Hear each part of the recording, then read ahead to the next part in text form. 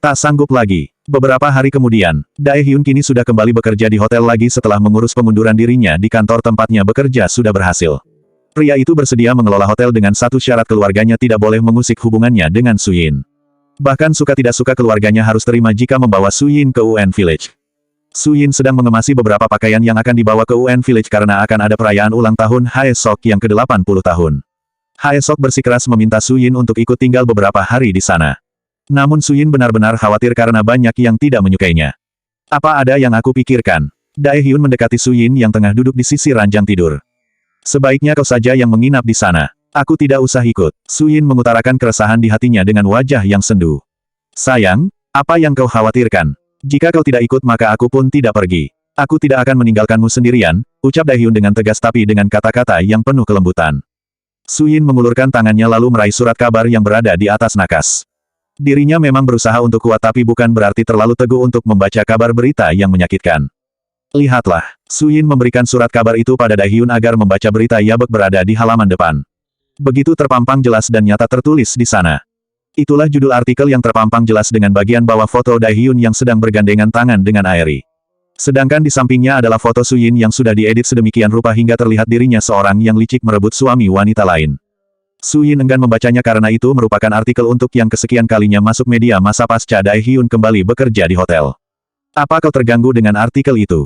Ujar Dae Hyun setelah melihat judul artikel. Sepertinya memang ada yang sedang sengaja membuat berita yang beberapa lalu sempat hilang tapi saat ini sudah kembali memanas. Su Yin menundukkan kepalanya, menyadari hatinya masih terlalu rapuh untuk menjadi istri seorang yang penting. Aku tidak sekuat itu untuk tetap bersabar secara terus-menerus, ucap Su Yin lirih dengan kepala tertunduk.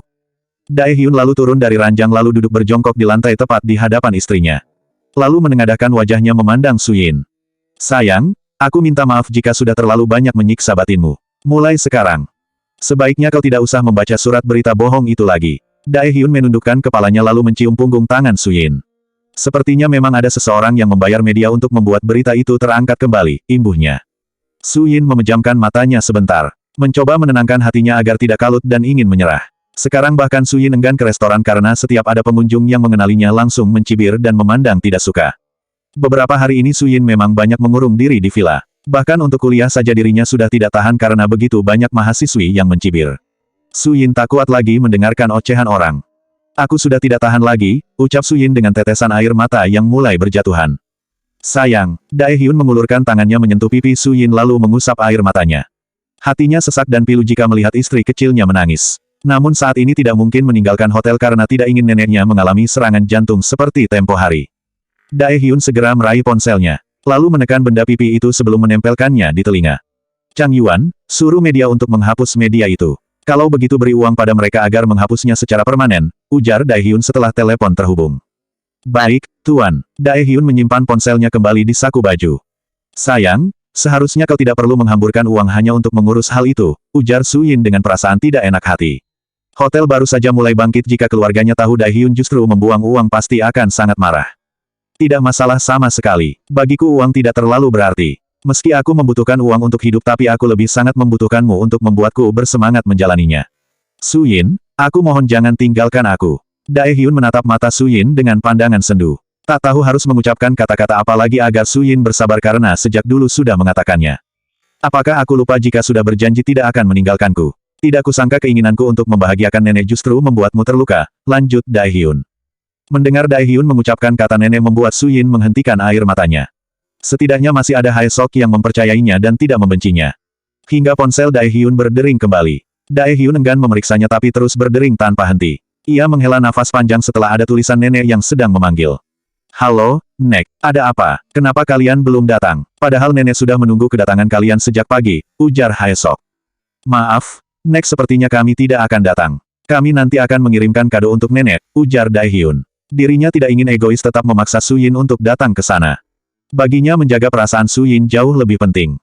Kenapa kalian tidak bisa datang? Padahal kalian berdualah yang nenek tunggu. Aku tidak butuh kado dari kalian, yang dibutuhkan hanyalah kalian. Bisakah aku berbicaranya dengan Su Yin? Ujar Hae Sok. Dae Hyun lalu menyerahkan telepon genggamnya pada Su Yin. Ada apa, Nek? Ini aku Su Yin, ucap Su Yin dengan suara lirih.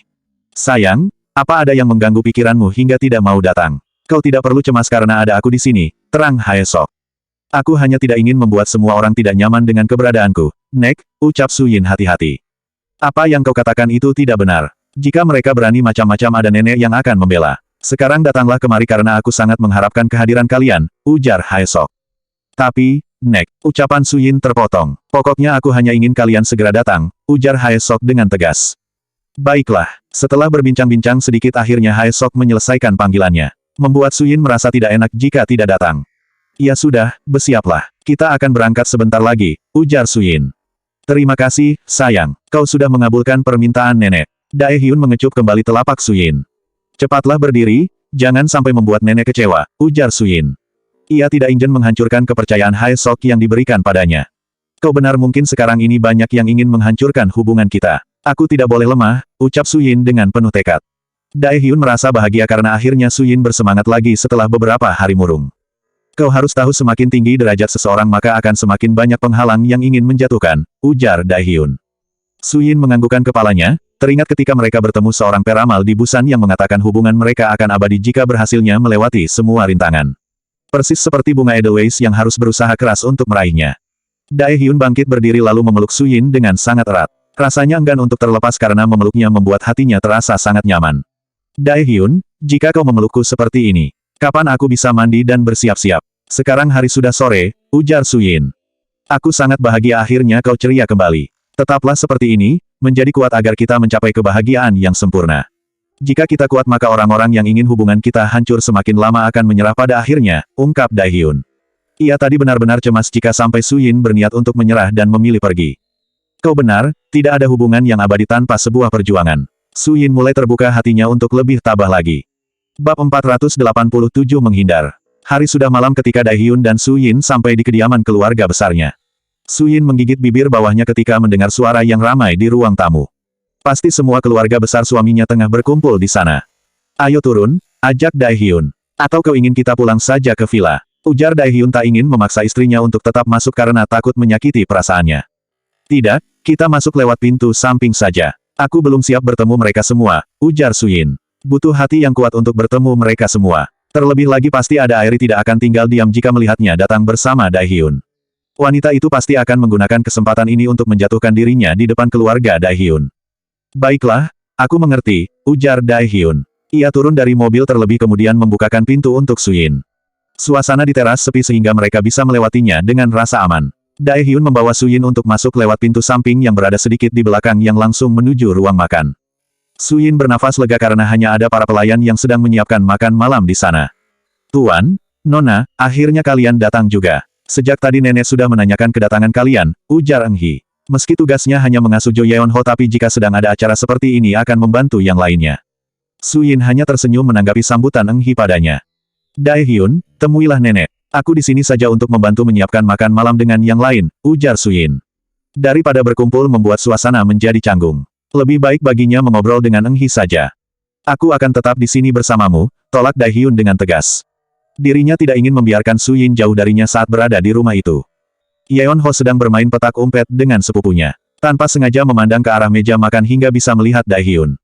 Ayah sudah datang, seru Yeon Ho dengan wajah gembira. Lalu ia berlari-lari ke arah Dae Hyun. Yeon Ho, jangan berlari seperti itu, ujar Su Yin takut putranya tersandung kemudian terjatuh. Ternyata ada ibu juga di sini, ujar Yeon Ho. Su Yin membungkukkan tubuhnya lalu mencium kedua pipi Yeon Ho secara bergantian. Ayah, kapan kita menginap dan bermain di rumah ibu lagi? Aku ingin melihat tanamanku yang ada di rumah kaca, ujar Yeon Ho setelah berada dalam gendongan Dae Hyun. Su Yin dan Dae Hyun saling berpandangan beberapa saat. Jo Yeon Ho hanya mengetahui selama ini menginap di hotel. Di usianya yang masih terlalu kecil, Jo Yeon Ho belum berpikir sampai sejauh itu. Lain kali saja, ucap Dae Hyun seraya tersenyum tipis. Ayah, ayo kita berkumpul bersama kakek dan nenek di depan, ajak Yeon Ho. Dae Hyun ingin menolak permintaan putranya tapi rasanya tidak mungkin. Baiklah, Su Yin, ayo kita ke ruang tamu, ajak Dae Hyun barangkali Su Hyun sudah berubah pikiran. Pergilah, aku di sini saja. Lagi pula sebentar lagi waktunya makan malam. Nanti juga akan berkumpul, tolak Su Yin dengan halus. Sebisa mungkin dirinya akan menghindar dari kerumunan. Meski jika acara makan malam nanti tidak yakin bisa menghindar. Ibu tidak ikut, tanya Yeon Ho. Tidak, ibu membantu bibi menyiapkan makan malam saja, ujar Su Yin seraya menyunggingkan senyumnya. Dae Hyun segera meninggalkan ruang makan karena Su Yin bersikeras tidak mau bersamanya. Padahal jika di dekatnya Su Yin akan jauh lebih aman. Akan ada dirinya yang bisa melindungi, jika ada keluarganya yang berani mengatakan macam-macam. Daehyun, akhirnya kau datang juga. Sejak tadi kami menunggumu, ujar Haesok dengan raut berbinar melihat kedatangan cucunya. Park terlihat murung karena sedang memikirkan keadaan Kim Soo-hyun sehingga tidak terlalu fokus pada Daehyun. Sampai saat ini belum diketahui keberadaannya padahal segala cara mereka telah lakukan. Termasuk lapor polisi tapi tetap saja tidak ada kabar. Berbeda dengan Haesok yang bersikap santai. Meski khawatir tapi ia yakin cucunya baik-baik saja. Lagi pula ini bukan pertama kalinya Kim Soo-hyun pergi dari rumah. Setelah dia cukup tenang pasti akan segera kembali. Di ruang tamu semua keluarga berkumpul termasuk kedua bibi Daehyun dan beberapa kerabat terdekat.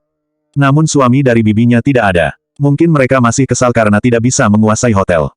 Sayang, duduklah di sini, ujar Airi dengan sangat manis lalu menggeser tubuhnya sedikit untuk memberi ruang agar Daehyun duduk di dekatnya. Tersenyum senang karena tidak mendapati Su Yin bersama suaminya. Daehyun mengedarkan pandangannya, tidak ada lagi kursi yang tersisa untuknya selain di dekat Airi. Terpaksa Daehyun duduk di sana dengan Yeon Ho yang berada di pangkuannya. Daehyun, aku senang karena kau datang sendirian. Setidaknya tidak akan ada yang membuat kekacauan di rumah ini, bisik Airi. Daehyun tetap diam, pura-pura tidak mendengarkan perkataan Airi yang hanya memancing emosinya saja.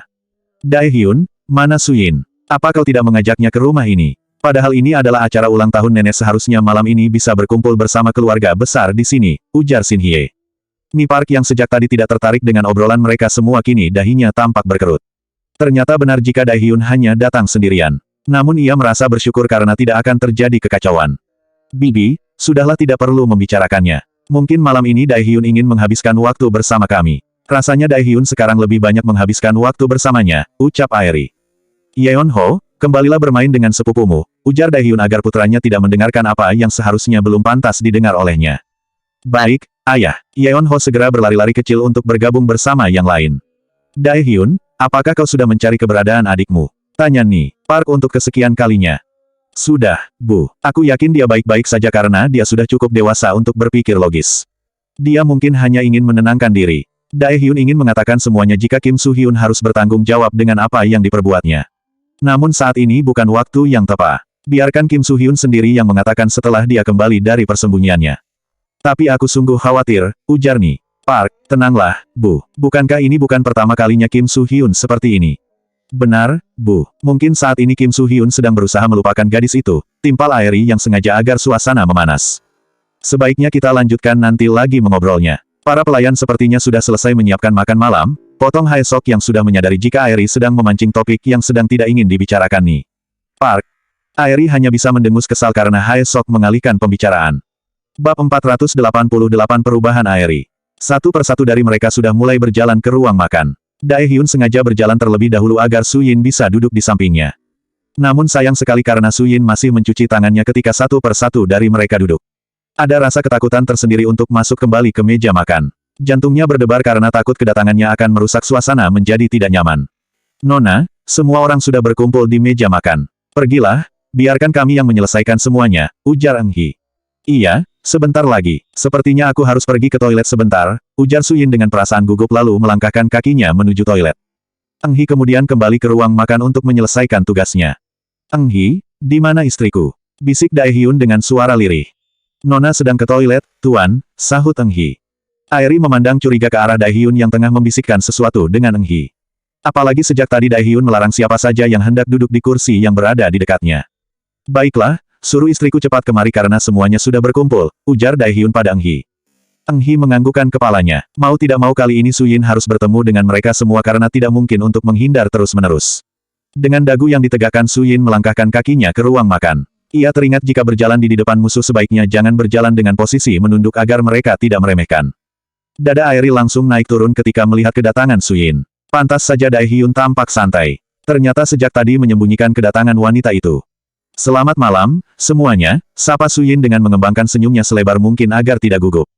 Semua orang menoleh ke arah sumber suara dan suasana di ruang makan itu mendadak hening untuk beberapa saat. Banyak yang langsung memandangnya dengan wajah yang tidak suka. Su Yin, akhirnya kau datang. Nenek pikir kau tadi tidak ikut bersama Daehyun, ujar Haesok yang paling gembira di antara yang lainnya. Maaf, Nek, ujar Su Yin seraya membungkukkan tubuhnya. Airi lantas berdiri lalu menghampiri Su Yin.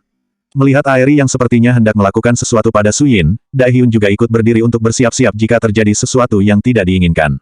Airi, apa yang akan kau lakukan? Sergah Daehyun dengan nada dingin. Selamat datang, Suyin. Airi lalu mencium pipi Suyin secara bergantian. Membuat semua orang sangat terkejut. Karena mereka pikir tadinya Airi akan melakukan kekerasan pada Suyin. Hal ini sungguh di luar dugaan mereka semua.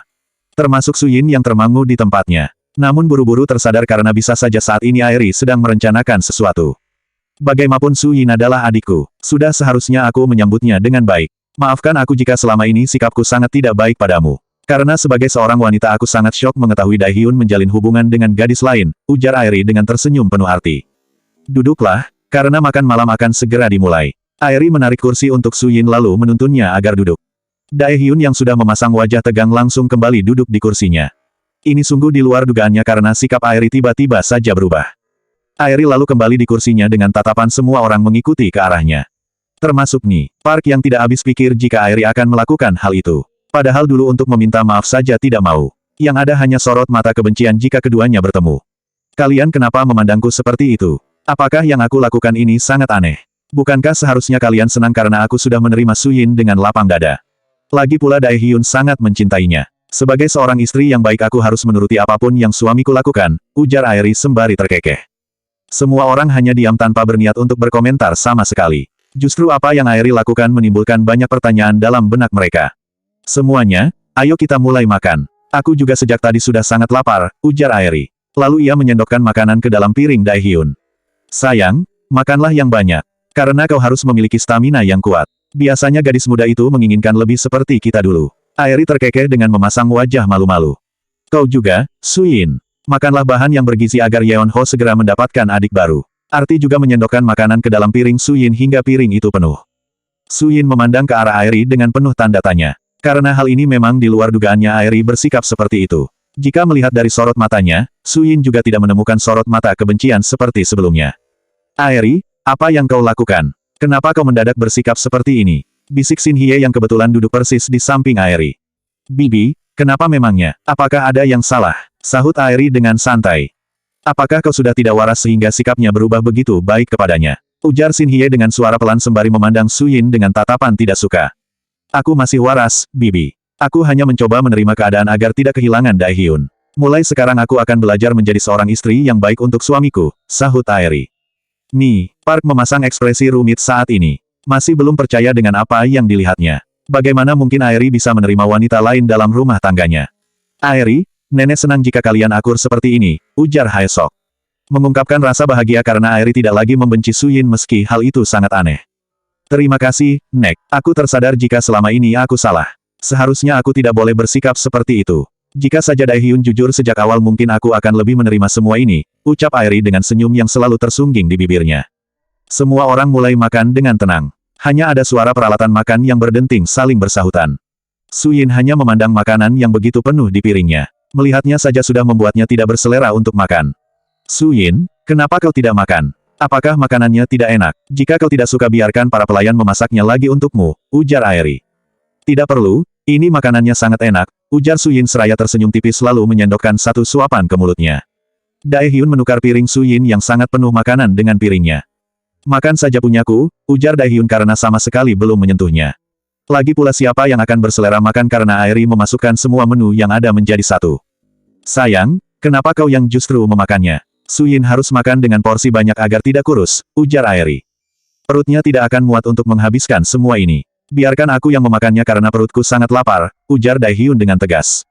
Bab 489 Istri Kedua Suamiku. Setelah selesai acara makan malam, mereka melanjutkan acara berbincang-bincang kembali di ruang keluarga sembari menikmati acara televisi. Mereka benar-benar tidak menyia-nyiakan momen berkumpul bersama yang belum tentu bisa setahun sekali. Semakin malam bahkan semakin banyak yang datang. Mereka kebanyakan kerabat dari anak-anak kakak dan adik Haesok. Mereka memang secara bergantian mengunjungi tetua masing-masing keluarga jika ada acara tertentu. Suyin hanya duduk di sudut tanpa sepatah kata pun yang terucap di bibirnya. Sama sekali tidak mengerti yang mereka bahas. Berbeda dengan Airi yang lancar berbicara dengan mereka semua karena memang sudah terbiasa. Airi sudah lama mengenal keluarga besar Daehyun, jadi tentu saja dia sudah tahu sangat banyak tentang keluarga itu. Suyin duduk di sudut tepat di belakang Airi, sehingga ia bisa menyadari jika ada beberapa orang yang menatapnya seperti orang asing. Daehyun berkumpul bersama para pria di ruang tamu sehingga Suyin tidak mungkin berada di antara mereka. Aeri, siapa yang duduk di belakangmu? Sepertinya aku baru tahu wajahnya, ujar salah seorang kerabat Daehyun yang berasal dari luar kota. Ah, aku hampir saja lupa, ujar Aeri sembari berbalik memandang Suyin. Suyin, bergeserlah lebih dekat denganku. Bukankah kita keluarga? Jangan terlalu jauh seperti itu, ujar Aeri seraya menarik tangan Suyin. Mau tidak mau Suyin menggeser sedikit tubuhnya untuk duduk tepat di samping Aeri. Mereka saat ini tengah duduk di lantai beralaskan tikar. Kenalkan, ini adalah Suyin. Dia istri kedua suamiku, ujar Aeri dengan mengembangkan senyumnya. Orang-orang yang belum tahu akan berita terlihat syok hingga mereka ternganga mendengar ucapan Aeri. Bahkan dari mereka ada yang menggelengkan kepalanya tidak percaya. Aeri, kau tidak salah kan? Ujar salah seorang di antara mereka. Tentu saja tidak. Tadinya dia bekerja menjadi sekretaris Daehyun. Hingga kemudian ternyata mereka diam-diam menikah, sahut Aeri. Kau tidak marah suamimu menikah lagi? Tentu saja marah. Aku adalah wanita normal sehingga pasti marah jika mengetahui suamiku menikah lagi. Namun sekarang aku mencoba untuk menerima semuanya. Yang terpenting Daehyun tidak meninggalkanku karena Yeonho masih membutuhkan keluarga yang utuh, terang Aeri dengan wajah berbinar. Ya ampun, aku sungguh wanita yang sangat berbesar hati sekali, Aeri. Orang-orang mulai memuji Aeri, hingga hatinya melambung tinggi ke langit. Karena memang inilah yang ia inginkan. Ternyata tidak sia-sia menerima Suyin sebagai madunya akan memiliki efek yang luar biasa. Aku hanya mencoba menerima saja. Meski awalnya sakit tapi lama-lama mungkin aku akan terbiasa, ujar Aeri dengan malu-malu. Dengan adanya pengakuan Aeri yang menerimanya sebagai madu, membuat Suyin merasa semakin terpojok. Ia merasa semua orang yang tadinya bersikap biasa saja justru kini memandangnya dengan tatapan remeh. Maaf, aku pergi dulu. Ingin ke toilet sebentar, pamit Suyin yang sudah mulai tidak nyaman.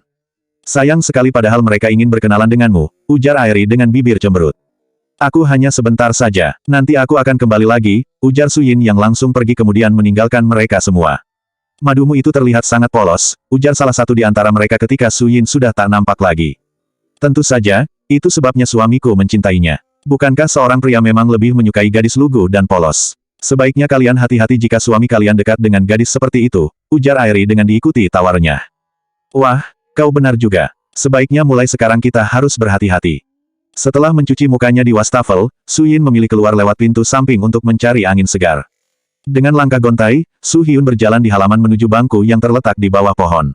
Pencahayaan di sana remang-remang sehingga tidak mungkin ada yang melihatnya. Suyin merapatkan sweater yang membalut tubuhnya karena angin sepoi-sepoi mulai berhembus. Di sana suasana lebih tenang dan membuatnya nyaman. Sejujurnya matanya sudah mengantuk namun Suyin tidak tahu harus tidur di mana. Meski di rumah itu banyak terdapat kamar tapi kerabat yang datang juga banyak.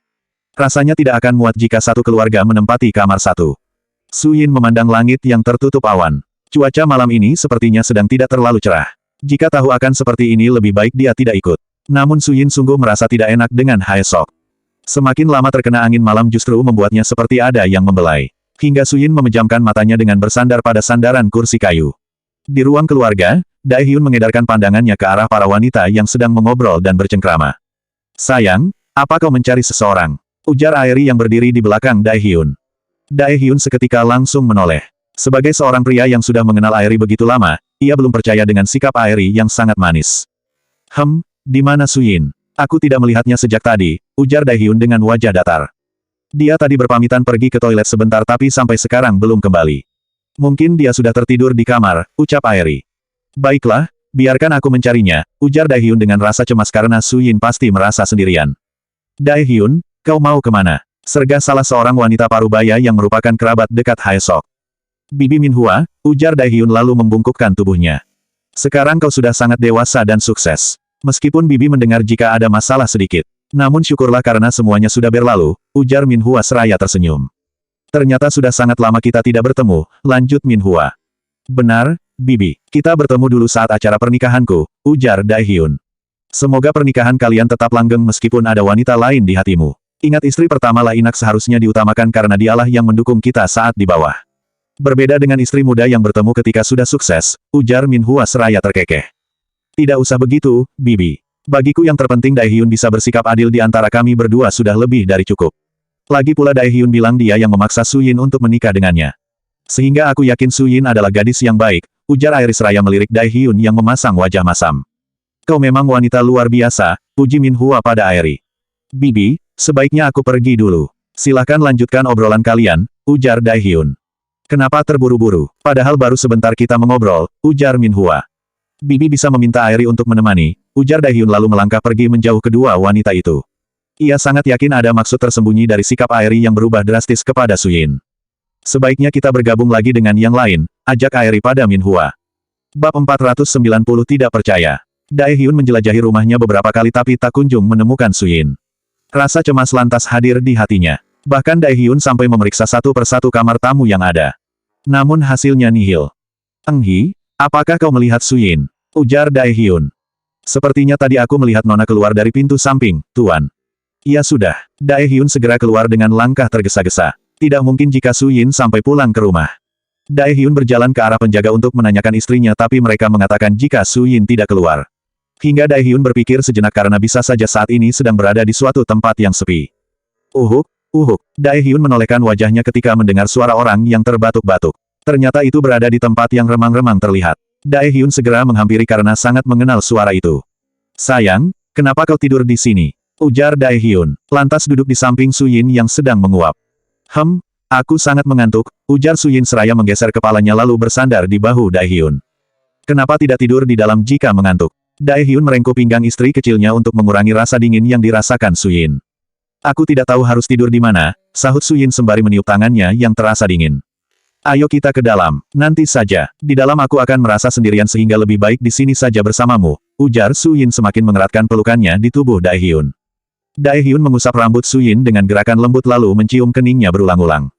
Maaf, seharusnya kita tadi tidak perlu ke sini, ujar Daehyun. Apa Kim Su-hyun belum pulang juga di saat ada acara nenek seperti ini? Tanya Suyin dengan dahi berkerut. Sepertinya dia sedang merenung di suatu tempat. Dia biasanya memang seperti itu jika sedang menghadapi masalah. Namun jika dalam beberapa minggu ke depan maka aku akan langsung mencarinya sendiri, ujar Daehyun. Semoga saja setelah pulang pikirannya sudah berubah.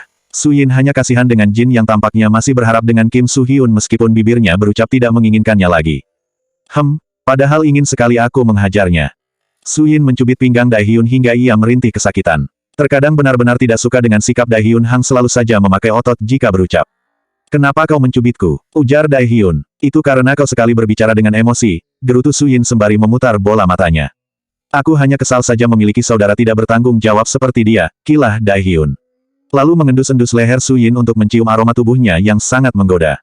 Daehyun, berhentilah melakukan sesuatu yang tidak wajar. Apakah kau ingin orang-orang mengetahui apa yang tengah kita lakukan? Ujar Suyin seraya mendorong tubuh Daehyun agar menjauh. Daehyun menggeser tubuhnya lalu berbaring dengan pangkuan Suyin digunakan untuk bantalan. Dengan posisi seperti itu membuatnya bisa melihat wajah Suyin meskipun remang-remang. Tidak usah memandangku seperti itu. Wajah Suyin terasa memanas, malu karena Daehyun menatapnya dengan intens. Memangnya kenapa? Aku takut kau akan bosan, sahut Suyin disertai dengan kekehan yang renyah. Mana mungkin aku akan bosan? Bahkan bersamamu sepanjang hari aku tidak akan pernah bosan. Baginya Suyin seperti mentari pagi yang selalu memberikan kehangatan untuknya. Sudahlah, tidak usah berbicara omong kosong. Suyin merasa gemas hingga ia pun mencubit hidung Daehyun. Mereka terus tertawa dan saling bercanda. Tidak menyadari ada seseorang yang berdiri tidak jauh. Ia mengepalkan tinjunya dengan erat karena merasakan kecemburuan. Pasalnya Daehyun tidak pernah bersikap seperti itu selama mereka menikah. Nikmatilah kebersamaan kalian yang tinggal beberapa hari lagi. Setelah ini yang ada hanyalah air mata, ujar Airi dengan bibir melengkung membentuk senyuman sinis dan penuh kebencian. Airi segera membuka suara setelah berada di belakang Daehyun dan Suyin karena mereka sepertinya tidak menyadari kedatangannya. Kalian terlihat sedang asyik sekali duduk di sini hanya berdua saja. Apakah kalian tidak mengingat jika ada aku di sini? Ujar Airi. Daehyun lantas menegakkan tubuhnya dalam posisi duduk. Lalu merapikan bajunya. Kedatangan Airi sangat mengganggunya. Sudahlah, tidak usah bersikap manis seperti itu. Di sini tidak ada siapa-siapa lagi kecuali kami berdua, ujar Daehyun dengan wajah datar tanpa menolehkan wajahnya memandang istri pertamanya.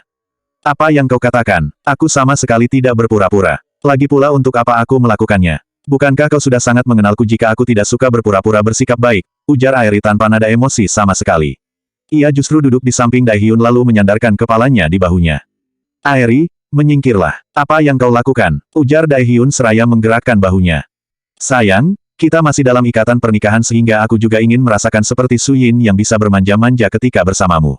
Karena seingatku kau tidak pernah melakukan hal seperti itu kepadaku, ujar Airi yang terdengar nada sendu. Kita memang masih ada ikatan pernikahan tapi itu semua karena kedua orang tuaku. Jika tidak, kita sudah bercerai dari dulu, ungkap Daehyun. Dia tipe pria yang tidak suka basa-basi. Sudah cukup 7 tahun menikah dengan Airi dan berpura-pura menjadi pria yang baik. Airi mendesah panjang. Kau benar jika ikatan ini memang masih ada karena permintaan ibu. Tapi apakah kau tidak ingat malam di mana kita berada di hotel kau berjanji tidak akan meninggalkanku sebelum kita melakukan hal itu? Namun sepertinya kau lupa karena saat itu mabuk, terang Airi panjang lebar. Dengan sengaja agar Su Yin bisa ikut mendengarnya. Sudahlah, ini sudah malam. Tidak usah berbicara omong kosong karena aku sudah mengantuk, ujar Daehyun. Semakin lama berbicara dengan Airi maka dia akan mengatakan yang tidak-tidak di masa lalu. Ayo sayang, kita ke dalam. Aku juga sudah sangat mengantuk, ajak Daehyun seraya berdiri kemudian menggenggam tangan Su Yin. Aku baru saja datang ke sini tapi kenapa kalian pergi? Ujar Airi. Ini sudah larut malam serta cuaca di luar sangat dingin, sahut Daehyun dengan nada datar. Seandainya Airi tidak datang mungkin dirinya masih berlama-lama di sana. Su Yin sebenarnya merasa sedikit tidak enak dan kasihan dengan Airi. Bisa saja wanita itu sudah benar-benar berubah. Meskipun rasanya tidak mungkin. Daehyun, kenapa kau bersikap dingin padanya? Ujar Su Yin. Jangan terlalu percaya kata-katanya. Karena aku sangat mengenal seperti apa Airi, ujar Daehyun. Su Yin menoleh ke arah Airi sebentar. Sebelum akhirnya terus melangkah mengikuti Daehyun masuk ke dalam rumah. Selanjutnya bab 491 sensasi berbeda.